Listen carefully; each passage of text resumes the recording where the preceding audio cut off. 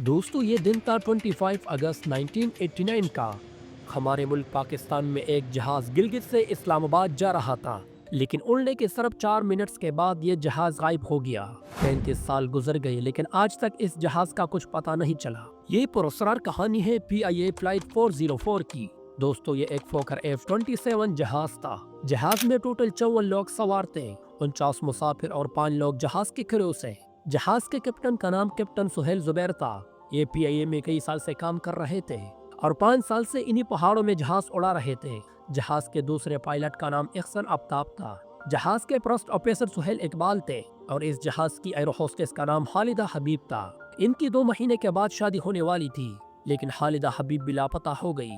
दोस्तों ये जहाज सुबह 7:36 पर गिलगित से इस्लामाबाद के लिए फ्लाई कर गया। सिर्फ 4 मिनट्स के बाद पायलट ने रेडियो कॉल के जरिए एक मैसेज दिया कि सब ठीक है।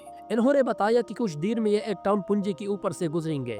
दोस्तों ये वो आखिरी मैसेज था जो इस जहाज से दिया गया था। इसके बाद इस जहाज के साथ क्या हुआ कोई नहीं जानता। आज 35 साल गुजर गए लेकिन आज भी ये जहाज लापता है। दोस्तों जब कोई जहाज क्रैश करता है तो उसके मलबे से ब्लैक बॉक्स को ढूंढा जाता है। ब्लैक बॉक्स में जहाज के पायलट्स की ऑडियो रिकॉर्डिंग मौजूद होती है और उससे पता लगाया जाता है कि जहाज क्यों क्रैश हुआ था। लेकिन इस वाक़ये में ना तो जहाज का मलबा था ना ही ब्लैक बॉक्स था, यानी सिर्फ अंदाजे लगाए जा सकते हैं कि इस जहाज के साथ क्या हुआ होगा। इस जहाज की लापता होने के बाद इसको ढूंढने का काम शुरू हो गया। एक बहुत बड़ा सर्च ऑपरेशन। हेलीकॉप्टर C-130 जहाज हर तरीके से दुनिया के बुलंद तरीन पहाड़ों में इस जहाज को ढूंढा जा रहा था। इसी दौरान चतराल में एक आदमी जो बकरियां चराता था, इसने बताया कि इसको एक धमाके की आवाज सुनाई दी थी। ये आदमी चतराल के गांव रिश्तोन में रहता था। अथॉरिटीज ने इस गांव के आसपास पहाड़ों में हर जगह इस जहाज के मलबे को ढूंढा, लेकिन यह जहाज यहाँ भी नहीं मिला। एक बरतानी माउंटेनियर ने तो बताया कि यह जहाज नानगा पर्वत की तरफ जा रहा था। नानगा पर्वत दुनिया का 9वां ऊंचा तरीन पहाड़ है। यह हमारे ही मुल्क में मौजूद है। इसी के कहने पर नानगा पर्वत में इस जहाज को ढूंढा गया, लेकिन इस जहाज का कोई सुराग नहीं मिल सका। इस वक्त ये बात भी सामने आई कि इस जहाज को हाई चेक कर अफगानिस्तान ले जाया गया है, लेकिन इस बात का भी कोई सबूत मौजूद नहीं था। देखो दोस्तों ये जहाज हिमालय के बर्फपोश पहाड़ों के ऊपर उड़ा रहा था। उस वक्त टेक्नोलॉजी भी इतनी एडवांस नहीं हुई थी, इसीलिए जहाज को ट्रैक करना बहुत मुश्किल था। लेकिन इस केस में कुछ बातें बहुत अजीब है। जैसा कि यह जहाज एक खास रास्ते पर उड़ रहा था। यह रास्ता एक टाउन पुंजी के ऊपर से होकर गुजरता था इंडस्ट्राइवर के साथ। जहाज के पायलट्स ने अपने आखिरी पैगाम में भी इसी टाउन का जिक्र किया था। अब आकर ये जहाज वही आसपास कहीं क्रैश किया था, तो इसका मलबा आज तक क्यों नहीं मिला। ये एक आबादी वाला इलाका था।